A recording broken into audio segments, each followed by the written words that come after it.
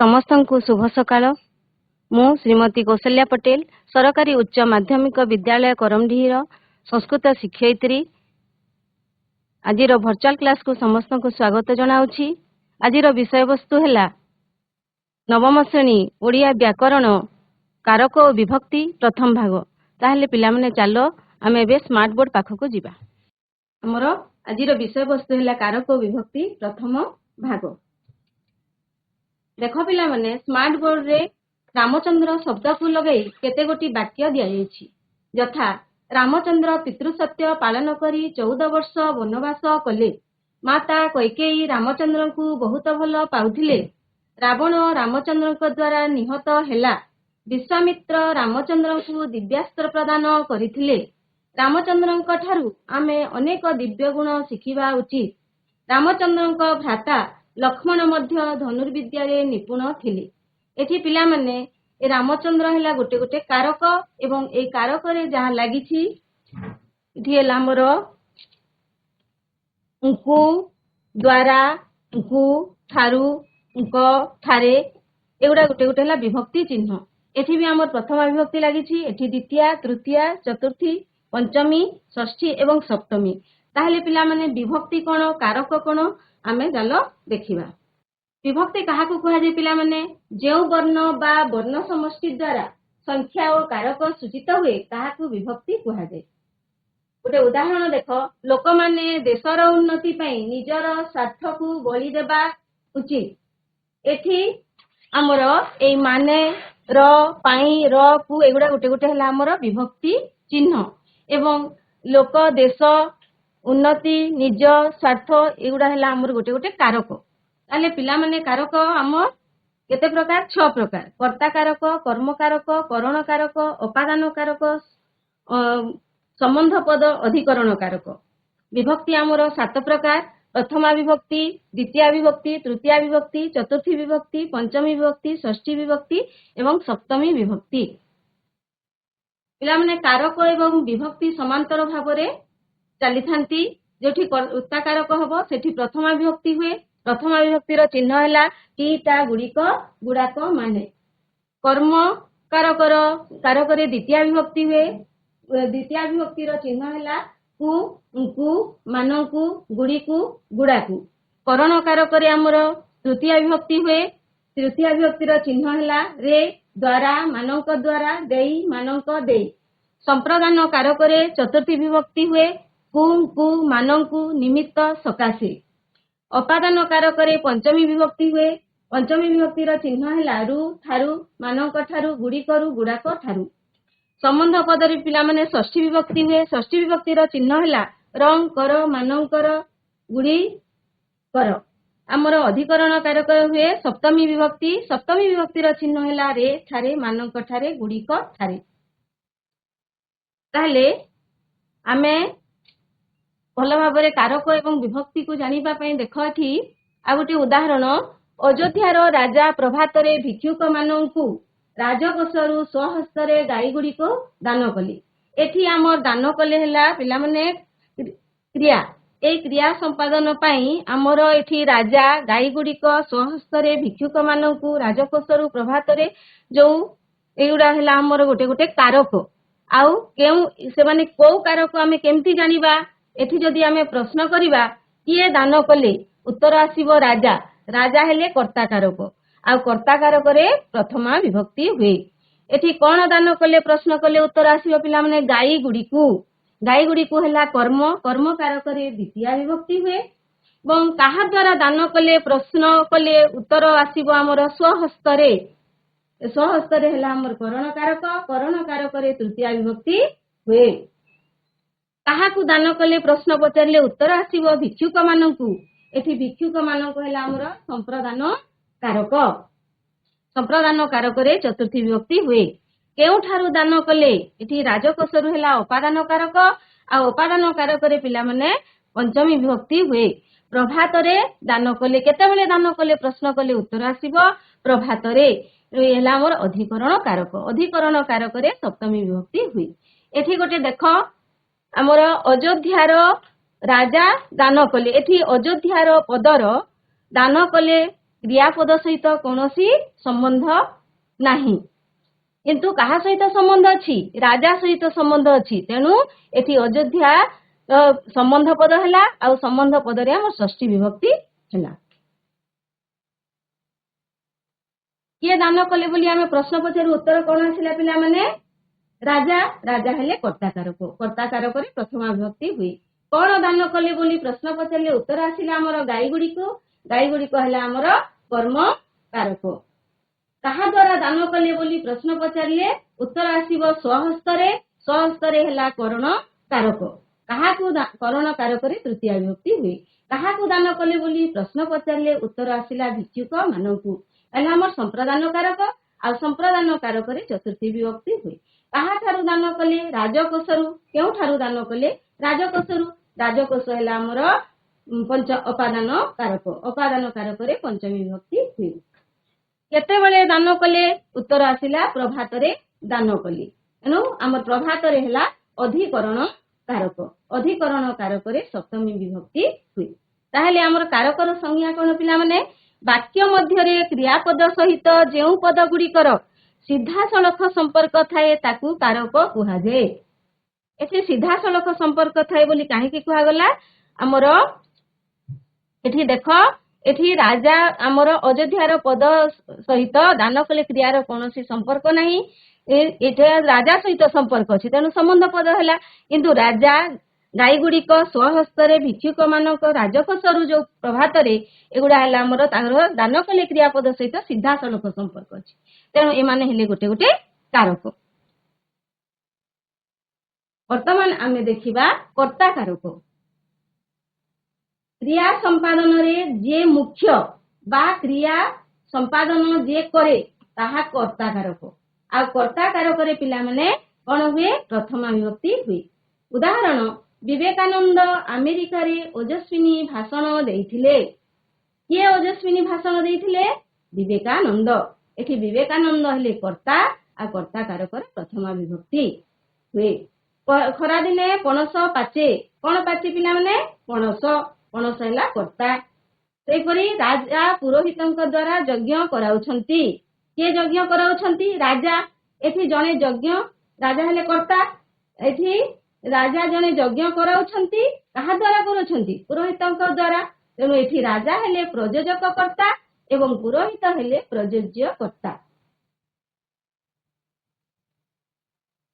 शांति श्रृंखला रक्षा कर मन देई पाठ पढ़ निष्ठा रखी कार्य कर बाट देखी चाल एमाने हेले पिला माने गोटे गोटे आदेश सूचक वाक्य एई आदेश सूचक वाक्य रे कर्तार अनुपस्थिति देखिबाकू मिले आ पिला माने कर्ता भाव रे किए व्यवहृत होइथांती विशेष्य विशेषण सर्वनाम खंडवाक्य और वाक्यांश कर्ता भाव रे व्यवहृत होइथांती विशेष्य भाव रे उदाहरण देखिबा कपिलेन्द्र देव एक विशाल राज्य प्रतिष्ठा करथिले एठी कपिलेन्द्र देव हला नामवाचक विशेष्य तेणु से कर्ता विशेषण भाव रे गुणवंत समाज रे आदरर पात्र होइथाए गुणवंत हेले विशेषण से हेले कर्ता सर्वनाम भाव रे से अत्यंत स्वाभिमानी थिले एठी से हेला हमर सर्वनाम खंडवाक्य भाव रे काली खेल हेबो कि नाही वर्षा उपरे निर्भर करे ए हेला हमर खंड वाक्य ए हेला हमर कर्ता से बली वाक्यांश भाव रे दांतुरीर हसिबा कांदिबा समान अटे कोन समान अटे पिला माने दांतुरीर हसिबा कांदिबा एटा हेला हमर वाक्यांश आ ये कर्ता भाव रे व्यवहृत हेछि आ कर्ता कारक रे प्रथम विभक्ति हेइथाए तापरे देखिबा हमें कर्म कारक कर्तार क्रिया साधन रे जहा अभिलषित ताहा कर्म कारक आ कर्म कारक रे द्वितीय विभक्ति हुए मार्कोनी रेडियो उद्भावन करिथिले कोन उद्भावन करिथिले पिला माने रेडियो रेडियो हला कर्म कारक आ कर्म कारक रे द्वितीय विभक्ति हला नील आर्मस्ट्रंग चंद्र को जाइथिले केउठी को जाइथिले चंद्र को जी चंद्र है आमर कर्म कारक एवं द्वितीय विभक्ति कहा इंग्रेज माने भारत को खंड खंड करदेले कहा खंड खंड करदेले भारत को एठी भारत है ଆମର କର୍ମ କାରକ ଆଉ କର୍ମ କାରକରେ ଦ୍ୱିତୀୟ ବିଭକ୍ତି ହେଇଛି। ଏଠି ଦେଖ ଆଉ ଗୋଟେ ବାକ୍ୟ ପିଲାମାନେ, ଶିକ୍ଷକ ଛାତ୍ରକୁ ପ୍ରଶ୍ନ ପଚାରିଲେ। ଏଇ ପଚାରିଲେ କ୍ରିୟାଟି ହେଲା ଆମର ଦ୍ୱିକର୍ମକ କ୍ରିୟା। ଏଠି ଆମର ଦିଟା କର୍ମ ଅଛି, ଗୋଟେ ହେଲା ପ୍ରଶ୍ନ ଆଉ ଗୋଟେ ଛାତ୍ରକୁ। ଆମର ପ୍ରଶ୍ନ ହେଲା ମୁଖ୍ୟ କର୍ମ ଆଉ ଛାତ୍ର ହେଲା ଗୌଣ କର୍ମ। ମୁଖ୍ୟ କର୍ମ ବା ପ୍ରଧାନ କର୍ମ ହେଲା ପ୍ରଶ୍ନ ଏବଂ ଗୌଣ କର୍ମ ବା ଅପ୍ରଧାନ କର୍ମ ହେଲା ଛାତ୍ର। କରଣ କାରକ, ଯାହା ସାହାଯ୍ୟରେ କ୍ରିୟା ସାଧିତ ହୁଏ ବା କ୍ରିୟା ସାଧନରେ ଯିଏ କର୍ତ୍ତାର ପ୍ରଧାନ ସହାୟକ ତାର କରଣ କାରକ ହୁଏ। ଆଉ ବାକ୍ୟରେ କରଣ କାରକର ତୃତୀୟା ବିଭକ୍ତି ହୁଏ। କାଠୁରିଆ କୁରାଢ଼ୀରେ ଗଛ କାଟୁଅଛି। କାହା ଦ୍ୱାରା ଗଛ କାଟୁଛି? କୁରାଢ଼ୀରେ। କାଟୁଅଛି କ୍ରିୟାଟା କାହା ଦ୍ୱାରା ସମ୍ପାଦନ ହେଲା? କୁରାଢ଼ୀ। ତେଣୁ କୁରାଢ଼ୀ ହେଲା ଆମର କରଣ କାରକ ଆଉ ତୃତୀୟା ବିଭକ୍ତି ରେ ହେଲା ଆମର ତୃତୀୟା ବିଭକ୍ତିର ଚିହ୍ନ। ଲୋକଟି ଜାଲରେ ମାଛ ଧରୁଅଛି। ଧରୁଅଛି କ୍ରିୟାଟି କାହା ସାହାଯ୍ୟରେ ସାଧିତ ହେଲା? ଜାଲ ସାହାଯ୍ୟରେ। ଆମର ଜାଲ ହେଲା କରଣ କାରକ ଆଉ କରଣ କାରକରେ ତୃତୀୟା ବିଭକ୍ତି ଜାଲରେ। ସେହିପରି ସେ କଲମରେ ଲେଖୁଅଛି। କେଉଁଥିରେ ଲେଖୁଅଛି? ଲେଖିବା କାର୍ଯ୍ୟ କାହା ଦ୍ୱାରା ସମ୍ପାଦନ ହେଉଛି? କଲମ। ତେଣୁ କଲମ ହେଲା ଆମର କରଣ କାରକ ଆଉ କରଣ କାରକରେ ଆମର ତୃତୀୟା ବିଭକ୍ତି ହୁଏ। କୁରାଢ଼ୀ, ଜାଲ, କଲମ ହେଲେ ଆମର କ୍ରିୟା ସାଧନର ମାଧ୍ୟମ। ତେଣୁ ସେମାନେ ଆମର କରଣ କାରକ ହେଲେ ଏବଂ କରଣ କାରକରେ ତୃତୀୟା ବିଭକ୍ତି ହେଇଥାଏ। ବୁଝିପାରିଲ ପିଲାମାନେ? ତାପରେ ଆମେ ଦେଖିବା ସମ୍ପ୍ରଦାନ କାରକ, ଯାହାକୁ କୌଣସି ବସ୍ତୁ ସମ୍ୟକ ରୂପେ ଦାନ କରାଯାଏ। ସମ୍ୟକ ରୂପରେ ମାନେ ପୁରାପୁରି ଭାବରେ ଦାନ କରାଯାଏ, ତାହାର ସମ୍ପ୍ରଦାନ କାରକ ହୁଏ। ସମ୍ପ୍ରଦାନ କାରକରେ ଚତୁର୍ଥୀ ବିଭକ୍ତି ହୁଏ। ରାଜା ଦରିଦ୍ର ମାନଙ୍କୁ ଅନ୍ନ ଦାନ କଲେ। ରାଜା ଦାନ କଲେ କଣ? ଅନ୍ନ। କାହାକୁ ଦେଲେ? ଦରିଦ୍ର ମାନଙ୍କୁ। ଏଠି ଆମର ଦରିଦ୍ର ମାନେ ହେଲେ ସମ୍ପ୍ରଦାନ କଲେ, ସମ୍ପ୍ରଦାନ କାରକ। ଯାହାକୁ ଦାନ କରାହେଲା ସେ ହେଲା ସମ୍ପ୍ରଦାନ କାରକ। ଏଠି ରାଜା ଯୋଉ ଅନ୍ନ ଦାନ ଦେଇଦେଲେ ସେଥିରେ ରାଜାଙ୍କର ଆଉ କୌଣସି ଅଧିକାର ରହିଲା ନାହିଁ, ତାର ଅଧିକାରୀ ହେଇଗଲେ ଦରିଦ୍ର ମାନେ। ତେଣୁ ଦରିଦ୍ର ମାନେ ହେଲେ ସମ୍ପ୍ରଦାନ କାରକ ଆଉ ସେଠି ହେଲା ଆମର ଚତୁର୍ଥୀ ବିଭକ୍ତି ଦରିଦ୍ର ମାନଙ୍କୁ। ଗୃହିଣୀ ଭିକାରୀକୁ ଭିକ୍ଷା ଦେଲେ। ଗୃହିଣୀ କାହାକୁ ଭିକ୍ଷା ଦେଲେ? ଭିକାରୀକୁ। ତେଣୁ ଭିକାରୀକୁ ଭିକ୍ଷାର ସେ ହେଲା ଅଧିକାରୀ ଆଉ ଗୃହିଣୀର ତାର ଉପରେ ଆଉ କିଛି ଅଧିକାର ରହିଲା ନାହିଁ। ତେଣୁ ସେ ହେଲା ସମ୍ପ୍ରଦାନ କାରକ ଭିକାରୀ ଏବଂ ସେଠି ଚତୁର୍ଥୀ ବିଭକ୍ତି ହେଲା ଭିକାରୀକୁ। ରାଜା ପୁରୋହିତ ମାନଙ୍କୁ ସୁନା ମୋହର ଦେଲେ। ରାଜା ସୁନା ମୋହରଟା କାହାକୁ ଦେଲେ? ପିଲାମାନେ ପୁରୋହିତଙ୍କୁ, ପୁରୋହିତ ମାନଙ୍କୁ ଦେଲେ। ତେଣୁ ପୁରୋହିତ ହେଲେ ଆମର ସମ୍ପ୍ରଦାନ କାରକ ଆଉ ଚତୁର୍ଥୀ ବିଭକ୍ତି। ସେ ଯୋଉ ଦେଇଦେଲେ ସୁନା ମୋହରଟା ରାଜା ପୁରୋହିତ ମାନଙ୍କୁ, ସେଠି ଆଉ ରାଜାଙ୍କର କୌଣସି ଅଧିକାର ରହିଲା ନାହିଁ। ସେମାନେ ଯିଏ ଗ୍ରହିତା, ପୁରୋହିତ ହେଲେ ତାଙ୍କର ଗ୍ରହିତା, ତାଙ୍କର ଅଧିକାର ହେଲା। ତେଣୁ ସେମାନେ ହେଲେ ପୁରୋହିତ ହେଲା ସମ୍ପ୍ରଦାନ କାରକ ଆଉ ସମ୍ପ୍ରଦାନ କାରକରେ ଚତୁର୍ଥୀ ବିଭକ୍ତି ହୁଏ। ଗ୍ରହିତା ଯେତେବେଳେ ଦତ୍ତ ବସ୍ତୁର ସମ୍ପୂର୍ଣ୍ଣ ଅଧିକାରୀ ହୁଏ ସେତେବେଳେ ତାର ସମ୍ପ୍ରଦାନ କାରକ ହୁଏ। ଦରିଦ୍ର, ଏଠି ଆମର ଦରିଦ୍ର ମାନେ ଭିକାରୀ, ପୁରୋହିତ ସେମାନେ କଣ? ଗ୍ରହିତା। ସେମାନେ ସେ ଯୋଉ ଦାନ କରାହେଲା ବସ୍ତୁର ସମ୍ପୂର୍ଣ୍ଣ ଅଧିକାରୀ ଯେହେତୁ ହେଲେ ସେଠି ସମ୍ପ୍ରଦାନ କାରକ ହେଲା। କିନ୍ତୁ ଯେତେବେଳେ ଗ୍ରହିତା ଦତ୍ତ ବସ୍ତୁର ସମ୍ପୂର୍ଣ୍ଣ ଅଧିକାରୀ ନୁହେଁ ସେତେବେଳେ ତାର କର୍ମ କାରକ ହୁଏ। ଦେଖ ପିଲାମାନେ, ଯେତେବେଳେ ଗ୍ରହିତା ଯିଏ ଗ୍ରହଣ କରେ ସେ ଯଦି ତାର ସମ୍ପୂର୍ଣ୍ଣ ଅଧିକାରୀ ନୁହେଁ ତାହେଲେ କଣ ହବ? ସେ ସମ୍ପ୍ରଦାନ କାରକ ହେବ ନାହିଁ, ସେ ହେଇଯିବ କର୍ମ କାରକ। ଉଦାହରଣ, ଧୋବାକୁ ଲୁଗା ଦିଅ। ଧୋବାକୁ ଆମେ ଯୋଉ ଲୁଗା ଦେଲୁ ସେ କଣ ସଫା କରିକି ପୁଣି ଆମକୁ ଫେରେଇବ? ସେଥିରେ ତାର ସମ୍ପୂର୍ଣ୍ଣ ଅଧିକାର ରହିଲା ନାହିଁ। ଆମେ ଅଧିକାରୀ ରହିଛୁ ଏବେ ପର୍ଯ୍ୟନ୍ତ, ସେ ଆମକୁ ଲୁଗା କଣ କରିବ? ଫେରେଇ ଦେବ। ତେଣୁ ଆମର ଏଠି କର୍ମ ହେଇକିରି କର୍ମ କାରକରେ ଦ୍ୱିତୀୟ ବିଭକ୍ତି ହେଲା, କର୍ମ କାରକ ହେଲା। ଦରଜିକୁ କନା ଦିଅ। ଦରଜିକୁ କନା ଦେଲେ ସେ କଣ କରିବ ପିଲାମାନେ? ସେ ପୁଣି ଜାମା ସିଲେଇକି ସେ କଣ କରିବ? ପୁଣି ଫେରେଇ ଦେବ। ତେଣୁ ସେ ହେଲା କଣ? ସମ୍ପ୍ରଦାନ କାରକ ନ ହେଇକିରି କର୍ମ କାରକ ହେଲା। ସେ ତାର ସମ୍ପୂର୍ଣ୍ଣ ଅଧିକାରୀ ଯେହେତୁ ହେଲା ନାହିଁ ତେଣୁ ସେ କର୍ମ କାରକ ହେଲା, ଦ୍ୱିତୀୟ ବିଭକ୍ତି ହେଲା। ସେଇଭଳି କନ୍ଥା ବାଲାକୁ ଲୁଗା ଦିଅ। कंथा वाला को जो लुगा दिया है से पुनी कंथा सिलेकी हमको देदेव तेणु से तार अधिकारी है नहीं आमे तार अधिकार आमे रहिलु तेणु एठी है आमर कौन कर्म कारक आ कर्म कारक द्वितीय विभक्ति होइथाए।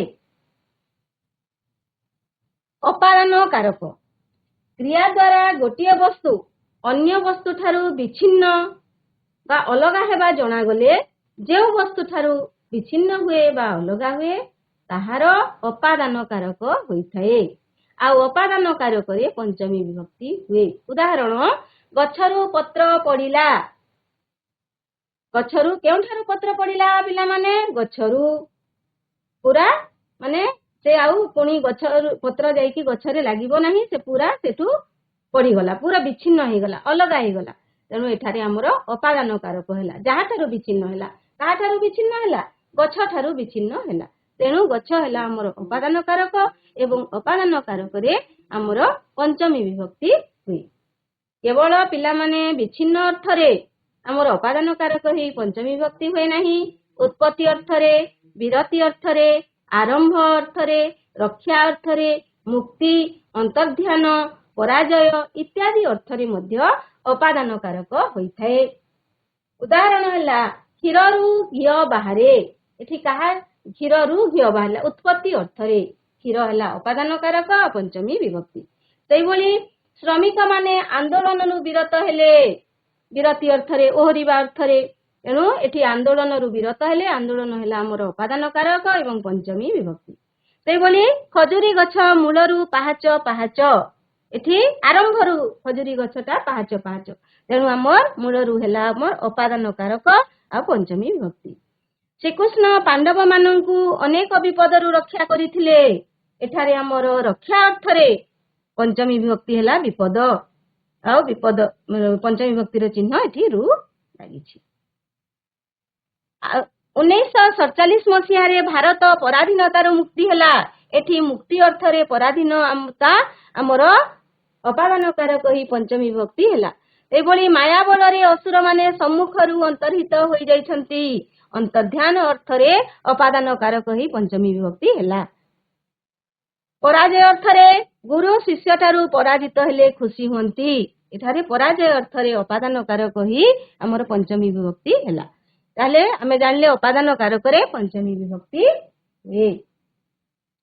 तापर देखो पिला माने अधिकरण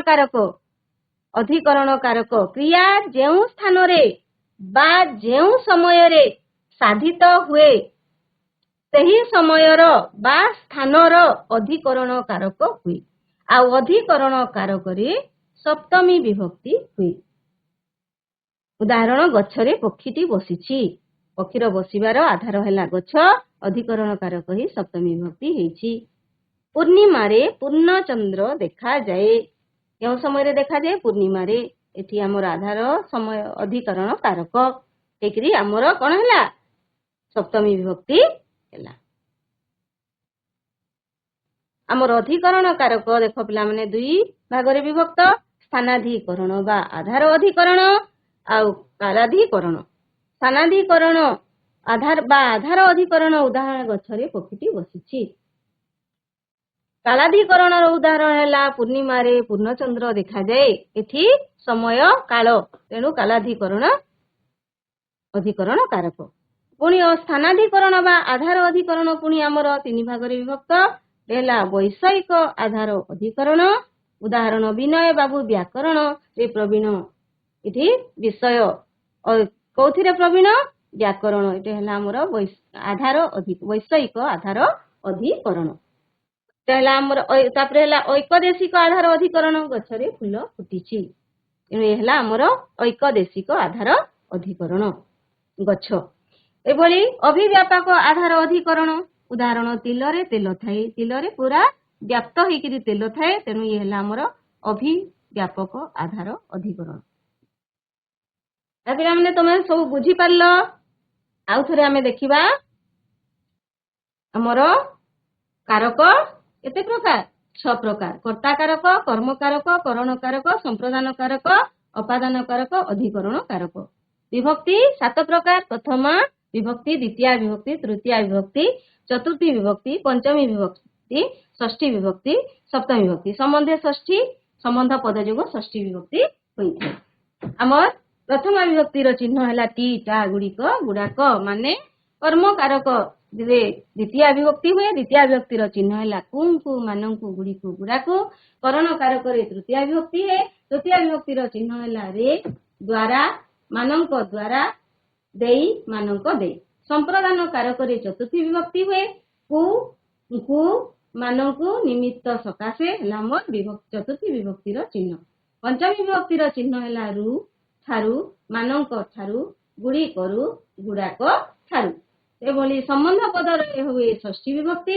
ଷଷ୍ଠୀ ବିଭକ୍ତିର ଚିହ୍ନ ହେଲା ର କର ମାନଙ୍କର ଗୁଡିକର।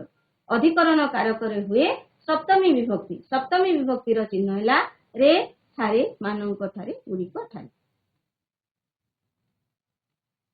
ଏଠି ଆମର କିଏ ଦାନ କଲେ ବୋଲି ପ୍ରଶ୍ନ ଆସିଲା। ରାଜା ହେଲେ କର୍ତ୍ତାକାରକ। କଣ ଦାନ କଲେ? ଗାଈ ଗୁଡିକୁ ହେଲେ କର୍ମକାରକ। କାହା ଦ୍ୱାରା ଦାନ କଲେ? ସ୍ୱହସ୍ତରେ କରଣକାରକ। କାହାକୁ ଦାନ କଲେ? ଭିକ୍ଷୁକ ମାନଙ୍କୁ ସମ୍ପ୍ରଦାନ କାରକ। କେଉଁଠାରୁ ଦାନ କଲେ? ରାଜକୋଷରୁ ଅପାଦାନ କାରକ। ଆଉ କେତେବେଳେ ଦାନ କଲେ? ପ୍ରଭାତରେ ଦାନ କଲେ ଅଧିକରଣ କାରକ। ଆଉ ଅଯୋଧ୍ୟାର ଦାନ କଲେ କ୍ରିୟା ସହିତ ସମ୍ପର୍କ ନାହିଁ, ତାର ସମ୍ପର୍କ ରହିଛି କର୍ତ୍ତା ରାଜା ସହିତ, ତେଣୁ ସେ ହେଲା ସମ୍ବନ୍ଧ ପଦ। ଆଉ ସମ୍ବନ୍ଧ ପଦରେ ହୁଏ ଷଷ୍ଠୀ ବିଭକ୍ତି।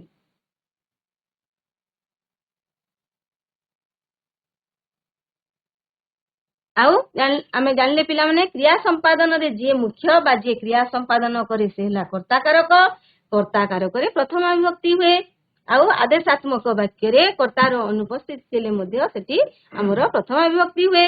ଆଉ ବିଶେଷ୍ୟ ବିଶେଷଣ ସର୍ବନାମ ଖଣ୍ଡବାକ୍ୟ ଓ ବାକ୍ୟାଂଶରେ ମଧ୍ୟ ଆମର ବାକ୍ୟାଂଶର ମଧ୍ୟ କର୍ତ୍ତାକାରକ ହୁଏ। ଆଉ ପ୍ରଥମ ବିଭକ୍ତି ହୁଏ। ଆଉ କର୍ମ ଆମର କର୍ତ୍ତାର ଯିଏ କ୍ରିୟା ସାଧନରେ ଯାହା ଅଭିଲଷିତ ତାହା କର୍ମକାରକ। କର୍ମକାରକରେ ତୃତୀୟ ବିଭକ୍ତି ହୁଏ। ଏଠି ଆମର ରେଡିଓ ଚନ୍ଦ୍ରକୁ ଭାରତକୁ ହେଲେ କର୍ମକାରକ। ଆଉ କର୍ମକାରକରେ ଦ୍ୱିତୀୟ ବିଭକ୍ତି। ଆଉ ଯେଠି ଦ୍ୱିକର୍ମକ କ୍ରିୟା ହେଇଥିଲେ ପ୍ରଶ୍ନ ହେଲା ଆମର ଏଠି ଦ୍ୱିକର୍ମକ କ୍ରିୟା ହେଲା ପଚାରିଲେ। ଏଠି ଦୁଇଟା କ୍ରିୟା ଅଛି ଛାତ୍ରକୁ ପ୍ରଶ୍ନ ଏବଂ ଗୋଟେ ହେଲା ଆମର ମୁଖ୍ୟ କର୍ମ ବା ପ୍ରଧାନ କର୍ମ ଆଉ ଗୋଟେ ଗୌଣ କର୍ମ ବା ଅପ୍ରଧାନ କର୍ମ। ଯାହା ସାହାଯ୍ୟରେ କ୍ରିୟା ସାଧିତ ହୁଏ ବା କ୍ରିୟା ସାଧନରେ ଯିଏ କର୍ତ୍ତାର ପ୍ରଧାନ ସହାୟକ ତାର କରଣକାରକ ହୁଏ। ଆଉ କରଣକାରକରେ ତୃତୀୟ ବିଭକ୍ତି ହୁଏ। ଏ ଉଦାହରଣରେ ଆମର ହେଲା କୁରାଢୀ। କାଠୁରିଆ କୁରାଢୀରେ ଗଛ କାଟୁଅଛି। ଲୋକଟି ଜାଲରେ ମାଛ ଧରୁଅଛି। ସେ କଲମରେ ଲେଖୁଅଛି। ଏଠି କୁରାଢୀରେ ଜାଲରେ କଲମରେ ହେଲା ଆମର କଣ କରଣକାରକ ଆଉ ତୃତୀୟ ବିଭକ୍ତି। ଏପରି ସମ୍ପ୍ରଦାନ କାରକ କାହାକୁ କୁହାଯାଏ? ଯାହାକୁ କୌଣସି ବସ୍ତୁ ସମ୍ୟକ ରୂପେ ଦାନ କରାଯାଏ ତାହାର ସମ୍ପ୍ରଦାନ କାରକ ହୁଏ। ଆଉ ସମ୍ପ୍ରଦାନ କାରକରେ ଚତୁର୍ଥୀ ବିଭକ୍ତି ହୁଏ। ଯଦି ସେ ଦାନ ବସ୍ତୁର ସେ ସମ୍ପୂର୍ଣ୍ଣ ଅଧିକାରୀ ନ ହେଲା ତାହେଲେ ସେଠି ଆମର କର୍ମକାରକ ହୁଏ। ଆଉ କର୍ମକାରକ ହେଲେ ଦ୍ୱିତୀୟ ବିଭକ୍ତି ହୁଏ। କ୍ରିୟା ଦ୍ୱାରା ଗୋଟିଏ ବସ୍ତୁ ଅନ୍ୟ ବସ୍ତୁ ଠାରୁ ବିଚ୍ଛିନ୍ନ ହେବା ଜଣାଗଲେ ସେଠି ଆମର ଯାହାଠାରୁ ବିଚ୍ଛିନ୍ନ ହୁଏ ତାହା ଉପାଦାନ କାରକ ହୁଏ। ଅପାଦାନ କାରକରେ ପଞ୍ଚମୀ ବିଭକ୍ତି ହୁଏ। ଆଉ କେବଳ ଆମର ଆହୁରି କୋଉଠାରେ ପଞ୍ଚମୀ ବିଭକ୍ତି ହୁଏ? ଉତ୍ପତ୍ତି, ବିରତି, ଆରମ୍ଭ, ରକ୍ଷା, ମୁକ୍ତି, ଅନ୍ତର୍ଧ୍ୟାନ, ପରାଜୟ ଇତ୍ୟାଦି ଅର୍ଥରେ ମଧ୍ୟ ଅପାଦାନ କାରକ ହୋଇଥାଏ। ଅଧିକରଣ କାରକ କ୍ରିୟା ଯେଉଁ ସ୍ଥାନରେ ବା ଯେଉଁ ସମୟରେ ସାଧିତ ହୁଏ ସେହି ସମୟର ବା ସ୍ଥାନର ଅଧିକରଣ କାରକ ହୁଏ। ଅଧିକରଣ କାରକରେ ସପ୍ତମୀ ବିଭକ୍ତି ହୁଏ। ସମସ୍ତେ ଭଲ ଭାବରେ ବୁଝିଗଲ ପିଲାମାନେ। ବର୍ତ୍ତମାନ ଆମେ କରିବା ପ୍ରଶ୍ନ ଉତ୍ତର। ଦେଖ, ରାଜା ଦରିଦ୍ର ମାନଙ୍କୁ ଅର୍ଥ ଦାନ କଲେ। ପିଲାମାନେ ଏଠି ରାଜା ପଦର କାରକ ନିର୍ଣ୍ଣୟ କର। ରାଜା ପଦର କୋଉ କାରକ ହବ? ହରିହର ହାଇସ୍କୁଲ କହ ପିଲାମାନେ। ରାଜା ପଦର କର୍ତ୍ତା କାରକ। Very good. କର୍ତ୍ତା କାରକ। ଭେରି ଗୁଡ ଧନ୍ୟବାଦ। କ୍ରିୟାପଦଟିକୁ ଚିହ୍ନାଅ ପିଲାମାନେ। ଦାନ କଲେ। କଣ? ଦାନ କଲେ। ଦାନ କଲେ। ଠିକ, ସାବାସ। ଦରିଦ୍ର ମାନଙ୍କୁ ପଦର କାରକ ନିର୍ଣ୍ଣୟ କର। କାରକ କଣ ହବ ପିଲାମାନେ? ହରିହର ସମ୍ପ୍ରଦାନ କାରକ, ସମ୍ପ୍ରଦାନକ କାରକ, ସମ୍ପ୍ରଦାନ କାରକ। ସାବାସ, ଭେରି ଗୁଡ। କର୍ମ ପଦଟିକୁ ଚିହ୍ନ ପିଲାମାନେ। ଗଭର୍ଣ୍ଣମେଣ୍ଟ ସ୍କୁଲ, ବିଜଲି ଖମ୍ବ। ଅର୍ଥ, ଭେରି ଗୁଡ, ସାବାସ। ଅର୍ଥ, ଭେରି ଗୁଡ, ଭେରି ଗୁଡ, ବହୁତ ସୁନ୍ଦର। ତାପରେ 2 ନମ୍ବର ଦେଖ ପିଲାମାନେ, କାରକ ନିର୍ଣ୍ଣୟ କର। ଲୋକଟି ଲଙ୍ଗଳରେ ଚାଷ କରୁଅଛି। ଏଠି କାରକ କଣ ହବ ପିଲାମାନେ? ଲୋକଟି କୋଉ କାରକ? କର୍ତ୍ତା, କରଣ କାରକ, କର୍ତ୍ତା କାରକ, କର୍ତ୍ତା କାରକ ହବ। କର୍ତ୍ତା କାରକ। ଲଙ୍ଗଳରେ କେଉଁ କାରକ ପିଲାମାନେ? କରଣ କାରକ, କର୍ମ କାରକ, ଭେରି ଗୁଡ, କରଣ କାରକ। ଚାଷ, କର୍ମ କାରକ, କର୍ମ କାରକ। ଭେରି ଗୁଡ, ବହୁତ ସୁନ୍ଦର। ସମ୍ବନ୍ଧ ପଦ କାହାକୁ କହନ୍ତି? ଉଦାହରଣ ସହିତ ଆଲୋଚନା କର। କହ ପିଲାମାନେ, ସମ୍ବନ୍ଧ ପଦ କାହାକୁ କହନ୍ତି? ହରିହର ସ୍କୁଲ। ଯେଉଁ ପଦର କ୍ରିୟାପଦ ସହିତ ସିଧାସଳଖ ସମ୍ପର୍କ ନଥାଏ ତାକୁ ସମ୍ବନ୍ଧ ପଦ କୁହାଯାଏ। ଉଦାହରଣ, ଜମିଦାରଙ୍କ ପୁଅ ଆଦିତ୍ୟ ସ୍କୁଲକୁ ଯାଉଛି। ଲେଖିନିଅ ପିଲାମାନେ, ତମ ଖାତାରେ ଲେଖିନିଅ। ନିମ୍ନଲିଖିତ ବାକ୍ୟ ଗୁଡିକରେ ରେଖାଙ୍କିତ ପଦମାନଙ୍କର କାରକ ଓ ବିଭକ୍ତି ନିର୍ଦ୍ଦେଶ କର। ଛାତ୍ରଟି ବିଦ୍ୟାଳୟକୁ ଯାଉଛି। କାରକ ବିଭକ୍ତି କଣ ହବ ପିଲାମାନେ? ହରିହର ସ୍କୁଲ। ଛାତ୍ରଟି ବିଦ୍ୟାଳୟକୁ ଯାଉଛି। କାରକ କେଉଁ କାରକ ହବ? କର୍ତ୍ତା କାରକ, ପ୍ରଥମ ବିଭକ୍ତି। Very good. ଝିଅଟି ମନ୍ଦିରକୁ ଯାଉଛି। କାରକ ବିଭକ୍ତି କଣ ହବ? କର୍ମ କାରକ, ତୃତୀୟା ବିଭକ୍ତି। କର୍ମ କାରକ, ଦ୍ୱିତୀୟ। କର୍ମ କାରକ, ଦ୍ୱିତୀୟା ବିଭକ୍ତି। ସାବାସ, ଭେରି ଗୁଡ। ଗୃହିଣୀ ଭିକାରୀଙ୍କୁ ଭିକ୍ଷା ଦେଲେ। ଭିକାରୀକୁ କେଉଁ କାରକ, କେଉଁ ବିଭକ୍ତି? ସମ୍ପ୍ରଦାନ କାରକ, କାରକ, ସମ୍ପ୍ରଦାନ କାରକ। କାରକ। ଆଉ ବିଭକ୍ତି? ଚତୁର୍ଥ ବିଭକ୍ତି, ଚତୁର୍ଥୀ ବିଭକ୍ତି। Very good. ଦରଜିକୁ କନା ଦିଅ। କର୍ମ କାରକ, ଦ୍ୱିତୀୟା ବିଭକ୍ତି। କର୍ମ କାରକ, ଦ୍ୱିତୀୟା ବିଭକ୍ତି। ଭେରି ଗୁଡ, ଭେରି ଗୁଡ, ବହୁତ ଭଲ ବୁଝିଛ ପିଲାମାନେ, ବହୁତ ସୁନ୍ଦର। ସେ କଲମରେ ଲେଖୁଅଛି।